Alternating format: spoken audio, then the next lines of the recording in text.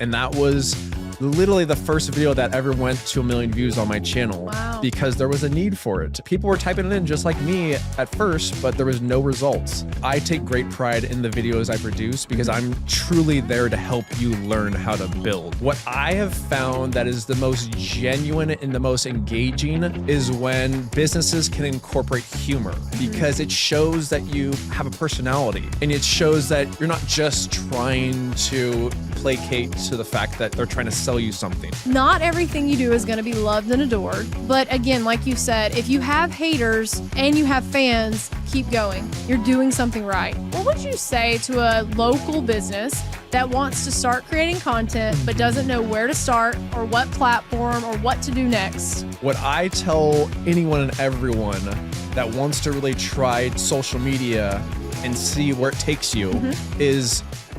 Welcome to the Grit Blueprint Podcast, the playbook for building unmistakable brands that grow, lead, and last in the built world. I'm Stephanie Couch, the founder of Grit Blueprint, and I'm a lifelong building industry insider. I was raised here, built my career here, and now my team and I help others win here. The truth is, you can be the best option in your space and still lose to someone else who simply shows up better and more consistently. Each week on the Grit Blueprint, I'm going to show you how to stand out, earn trust, and turn your brand into a competitive advantage that lasts.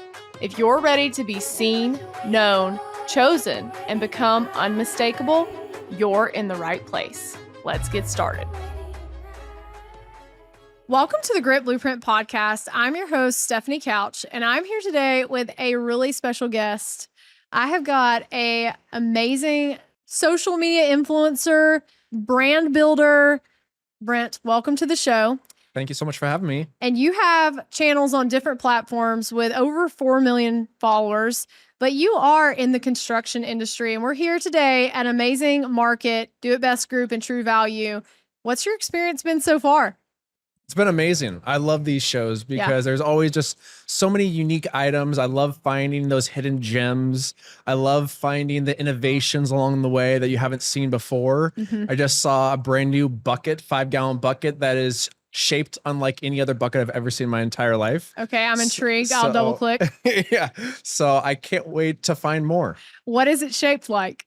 It is shaped, it's basically a 5-gallon bucket that has a built-in painting mechanism, so you can actually paint with it, but you can also use it as a dustpan, but you can also use it as a pouring mechanism. There's numerous accoutrements.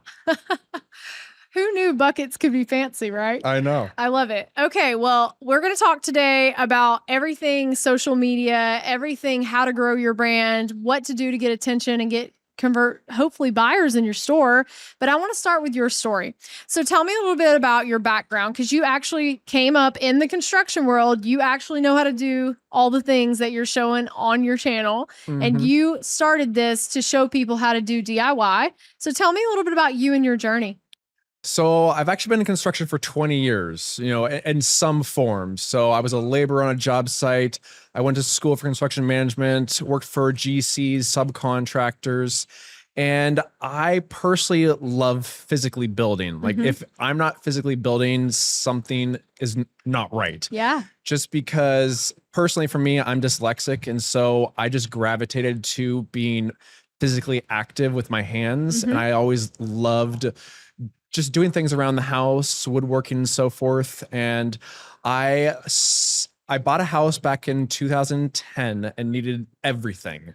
And I just gutted it and just started remodeling it by myself. And I started using YouTube quite a bit at that point to try and teach myself everything, because I didn't know, I had a construction background, but I didn't know how to do everything myself. Yeah. So I started using YouTube quite religiously at that point. And then at a certain point, I couldn't find a video on a specific subject. It's pretty early days of YouTube, right? I mean, YouTube, yeah, early days of YouTube. I started in 2016, my actual YouTube channel. Yeah. So YouTube was definitely around at that point. But I never thought that in a million years that it'd be my full-time gig now. And I started just off the cuff and on a whim with no experience of video editing and no experience in front of the camera. But I felt like I truly wanted to give back to the YouTube community because YouTube at that point has helped me so much. Yeah. And so that one video led to another, and I started my own home remodeling business in October 2019. Okay. And just building decks, remodeling kitchens, remodeling bathrooms, numerous different types of other home related type projects. What market are you in? Where do you live? Seattle. Okay. Gotcha. And of course, 4 months later, COVID hits and no one is letting me in their house because it's Seattle. And so luckily at the same exact time, my video views skyrocket because everyone's stuck at home doing their home improvement projects. And I just tell my wife, I'm pushing all my cards into content creation. And it was the best decision we could have ever made for ourselves. Isn't it interesting how life does that for us sometimes? The thing that I'm sure the moment that happened, you were like, oh man, this could be really catastrophic. But it ended up being something that set you to a totally different dimension. I mean, what was your follower count or your viewership, or how many average views were you getting on a YouTube video when you started versus when COVID hit? So I'd say on average, we were averaging approximately 200 to 250,000 views a month before COVID. And then after COVID, it was easily over 1 million views a month. Wow. And since then, it's never gone down and has only increased. So that's pretty incredible. amazing. I love that you're doing this, though, based on something you already had a passion for. You didn't start it just to get viral views. You started it because you wanted to help people just like you that needed a solution. So I do wonder, what was the first thing you searched on YouTube that you were like, I can't find this video, I'm going to make it? Good question. So the true emphasis of the channel was how to grow grass from start to finish. And there was a number of grass related videos on the platform, obviously, but I could not find a video on literally weeds and dirt to beautiful grass. Yeah. And that was literally the first video that ever went to 1 million views on my channel. Wow. Because there was a need for it. And all of a sudden people were typing it in just like me at first, but there was no results. Yeah. And so luckily that wasn't the first video I did, but it was the one that really got the ball rolling in terms of my mindset. So what type of grass was it? I'm curious. And also, did you do a series? Because that's something I always wonder about was it multiple videos? Did you cover weeds and all that in one video and then go to the next thing? Or was it just one long video? That was one long video. Okay. So, and in all honesty, especially at this point, it wasn't even that long. I was at that early stage, because that's very early stage in 2016, 2017 for me. And I'd say that video is probably 10, 12 minutes long. Okay. And now my videos are at least 20 minutes long, seemingly. Yeah, I saw something recently about, the algorithm and all those things, and they said 8 to 12 minutes was kind of optimal. But I think if you're doing something really interesting or multi-step, I think it can be longer. I get asked that a lot. What is your answer? Is 20 minutes kind of where your sweet spot is and when you found? Personally, for me, in terms of just pride, like I take great pride in the videos I produce because I'm truly there to help you learn how to build. Yeah. Like I know there's a lot of content creators out there, and I'm not gonna, put a negative connotation to more entertainment-based channels. Sure. But there are plenty of channels out there that are just more education or much more entertainment based. My personal objective is to truly teach you how to build. Yeah. And that's why step-by-step process is being shown from start to finish. And I'm literally voice over in the entire process of the project because I really do want to teach you how to build.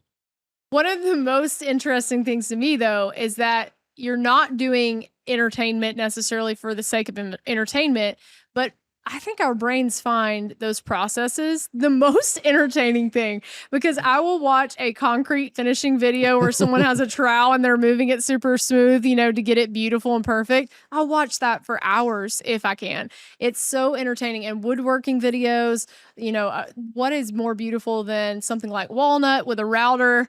It's so cool. And I see a lot of those videos that get, millions of views. I'm sure a lot of them are yours. So I don't know if we've mentioned this yet, but your channel name is BYOT. So tell me what that actually is. BYOT stands for Bring Your Own Tools. Okay. And my wife actually made the name. So again, all credit to her on the name, because I remember early on when I thought about making the channel, it was another month until I actually produced a video. And that whole time I was thinking, what do I name it? Do I name it my name? Yeah. Like how am I going to name this channel? I had horrible ideas. And at a certain point, we weren't even married at the time. I just asked her in the car, what do you think I should name the channel? And within 10 seconds, she blurts out, how about BYOT, Bring Your Own Tools? And I was like, where in the world did this come from? And we've just been sitting on this for the last month. She's a creative genius. Exactly. I work with my husband and we're a team, and he's behind the camera here. And I think it is really interesting how sometimes you're too close to things, or you've just been thinking about it too much, and then someone else that maybe isn't the creative person or whatever by nature comes out with, he's really good at copywriting. And so I'll say something and he's like, nope, this. And I'm like, what? Where'd you come up with that? Same thing. I love it. It's the power of a great team, right? Yeah, I am very mindful of the fact that I'm not where I am today without my wife and the support that she's provided me, because even before content was paying the bills, like the most fear I've ever had in my entire life was giving my 2-week notice to my last employer and being freed from the element of always having a steady paycheck. And that was by far the most intimidating factor I've ever felt. And I just remember that moment that she believed in me more than myself. It takes a lot for you as a person to do that, but then when they're the one that is encouraging to do it, it is really powerful. I love that story. Yeah. And I'm sure she's a big part of what you do now and has helped you get to where you are. Let's talk about where you are. So I see you, we met at a trade show. We met at the National Hardware Show a few months ago, and we have a mutual friend, Kat, who's amazing. Shout out Catherine Emery. And she and I were working on something at the event, and we just happened to run into each other. You have Instagram, YouTube. You have 2 channels on YouTube now, right? So tell me about the second channel. So the first YouTube channel is BYO Tools, which is just very tutorial-based content. The second channel is now BYO Trade. Okay. And that's specifically trade show content. All right. And it's still in line with cool tools and construction materials, but specifically minded for trade show realms. Yeah, and I know your videos get a lot of views because I see them. You were at International Builders Show. You hit all of the main trade shows now. What do you see for someone who isn't an influencer that wants to do content that people pay attention to? Because attention is what the new economy is about. We need to get views with people that actually want to buy our products or come to our store. But if you're a local business, you may not need to get 20 million views to get that tool sold, or to get a lawnmower out the door, or to help a customer with a problem that they have on a job site in their town. This episode of the Grit Blueprint podcast was sponsored by Do It Best Group. Do It Best Group is the largest co-op in the world, and they help independent hardware and lumber yards all over North America win. Do It Best offers services, products, and people that can help you win long term. They are the champion of independence. What would you say to a local business that wants to start creating content but doesn't know where to start or what platform or what to do next? It's a great question, and social media can take you in very unique directions, and there's just numerous types of content, so it is hard to gravitate towards a certain aspect. What I tell anyone and everyone that wants to really try social media and see where it takes you is just start. Yeah. And stay consistent. The consistency factor is massive because not only does it showcase to the fact that your audience is like, hey, this guy's committed to producing content. They're going to be more inclined to follow you, but it's also going to open you up to new opportunities. Yeah. I certainly in my wildest dreams would never have expected that I would be the trade show guy. But the fact of the matter is I went to the International Builder Show. Mm-hmm. I have been going to that show for years. And at a certain whim, I decided to film a couple things at that show, never thinking that they'd take off. Yeah. Well, I posted a couple of them and they just exploded. Wow. And I'm said to myself, why in the world is this simple little 30-second video doing so much better than my normal day-to-day content, which was the DIY realm? Yep. On certain platforms. That were taking days, I'm sure, to produce and Weeks, make. And yeah. Yes. And so I started going to more trade shows just because, hey, this is actually doing well. And I have a keen sense of I can be realistic about myself and being a realist of, okay, this isn't working, but this is. Right. Let me transition. Mm-hmm. And that's really hard for people, especially when people are set in their ways of like, this is the type of content I want to produce. This is exactly how I want to produce it, and so forth. It's more about just staying consistent and pushing the envelope in certain directions once you actually find success. Yeah. And you got to be consistent to be able to even get the data, even know what is working. So I always want to know the details. So for someone listening that maybe is thinking, well, what does that mean? I've made 30-second videos. So I just want to clarify, you're posting this on probably Instagram and YouTube Shorts, maybe? I post every day on Instagram, Facebook, TikTok, YouTube. Okay. So for someone who is vertical content. So we're talking about the way your phone looks when you look at it on the screen. That's what this needs to look like. But because I want to go, most of these people listening may not be social media experts. Yep. So I want to go super simple. If you were a local hardware store or lumberyard, you only had time to make 1 or 2 videos or 1 or 2 posts, and you needed to pick a platform to start on, what would you tell most? I know it depends on the locations. Give me some starting points for people maybe listening. It's interesting when you're a business and you're already an established business trying to get views and trying to get engagement, because obviously you're automatically trying to sell people. Sure. And as an audience member, you hate people trying to sell you. Yeah. Like no one likes a used car salesman. What I have found that is the most genuine and the most engaging is when businesses can incorporate humor in a fun, unique way, because it shows that you have a personality. Yeah. And it shows that you're not just trying to placate to the fact that they're trying to sell you something. Yeah. Have fun with your products and have fun with social media, because that's what it's there for. I mean, you don't have to be, you can be a tight knit business and have like, check out this new product. But I think personally, especially with businesses, if you're able to incorporate some type of humorous aspect to it, it's very valuable. There's literally a woman, I even looked this up. There is a woman that has Judy's Cafe. Okay. And she's super viral and makes these amazing videos about her pancake house.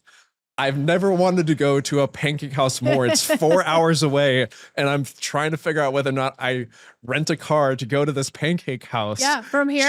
Just because of how good her videos are. I feel like maybe I've seen this. Does she do like?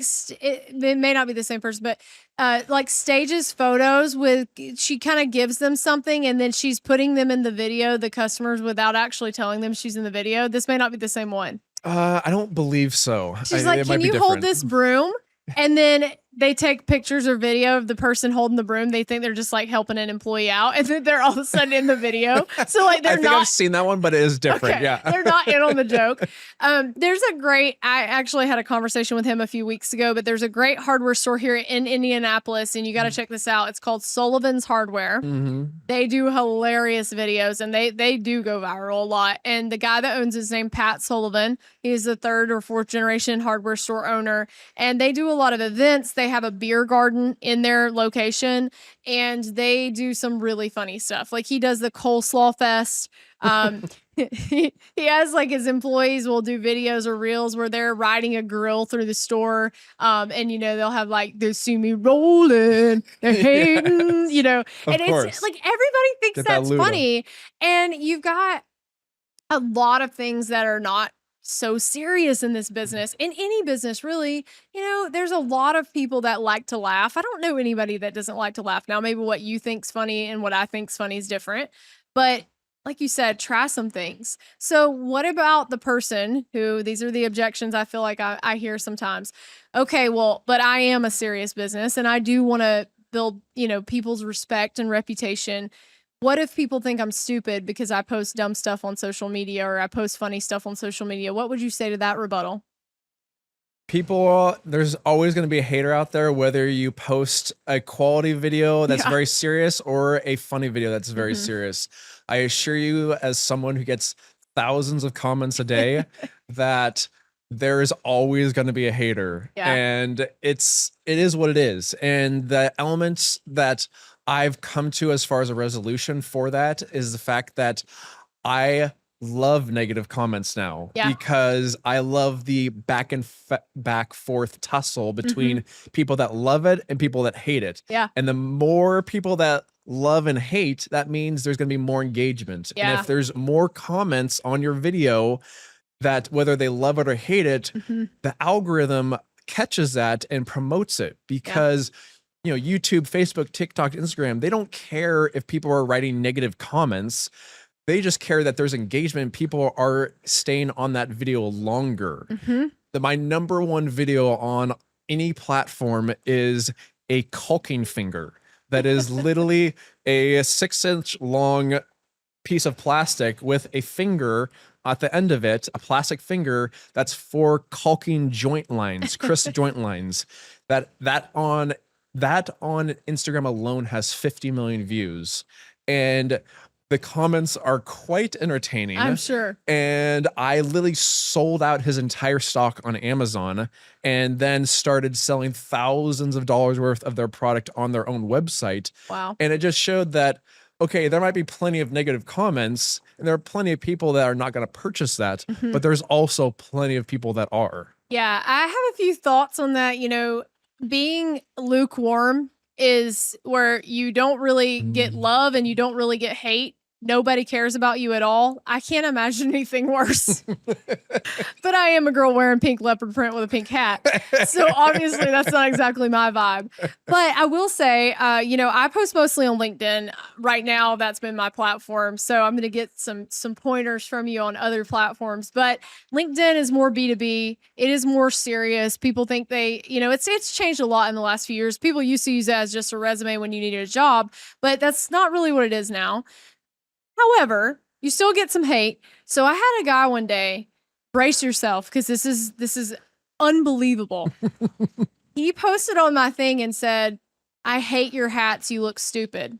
And I left that up there because I was like, then all of the people that love my hats, like you said, they were like, "We love her hats. She's amazing." Hats are so cool. And I'm like, get them, But you either have raving fans or you have raving haters. And if you have haters, it means someone cares enough to put a comment on. So I would say to people, not everything you do is going to be loved and adored. Not everything is going to go viral. But again, like you said, if you have haters and you have fans, keep going. You're doing something right. So when you have a young hardware store social media manager that has an idea, maybe let them try it. Because I hear a lot of these people hire people right out of college. That's awesome. They have ideas that are not the same thing you've been doing for the last 20 years on your Facebook. Let them try some stuff on TikTok. See what happens. So if you were going to give some people, just general pointers, I'm going to just open the floor. Give me like Brent's top 10 for what to do if you know nothing and you want to do something on social media. You already gave, I'll tee you up with number 1. I think it's the most important thing is be consistent and just start. So that's 2. So give me the other 8. The other no 8. pressure. No pressure. So another one, make sure you have good quality audio. Okay. because So you have a mic on right here, DJI little mic. So you can get these on Amazon or at Best Buy or whatever. So we'll put a little link up there or something for a mic. Yep. We'll give you some options that we like to use. We both use the same mics, I think. Yeah, because people can get through some rough visual elements, especially if they're like looking for that type of content. Yeah. But if they don't have good audio, then they check out real fast. I agree with that. Totally. So make sure you have good quality audio. Make sure you captivate your audience right away. Don't just be in front of the camera and not have something visually happening immediately because it is that short attention span. First 3 seconds, you would say, need to be like bang. Yeah, because when I'm going around, walking around these trade shows, I edit my videos very strategically to have that impressive factor at the very beginning to showcase you visually nicely, because that's always important. Because if you catch them at the beginning, they're way more likely to follow through to the end. They want to answer that curiosity or whatever you bred at the beginning, I'm sure. Okay, that's 4. If we're talking short form vertical content, I try and keep it between 30 to 40 seconds. Generally 30 to 45 seconds on most platforms. TikTok's a little different just because TikTok, they pay you more per view if it's over a minute long. So that's something I always think about, because I do want to have engaging quality content, but I don't want to just draw out the content if it's not necessary. Sure. There's a lot of filler that I can cut out very easily. Trust me.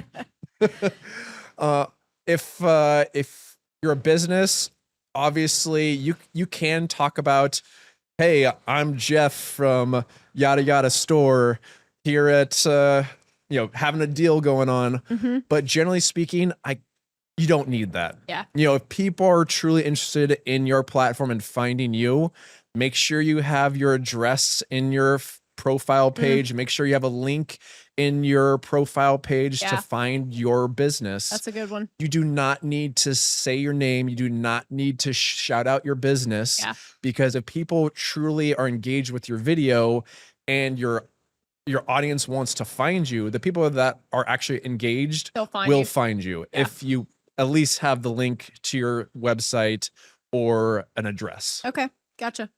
So if you were going to start tomorrow with one platform for a local lumberyard or hardware store, what platform would it be?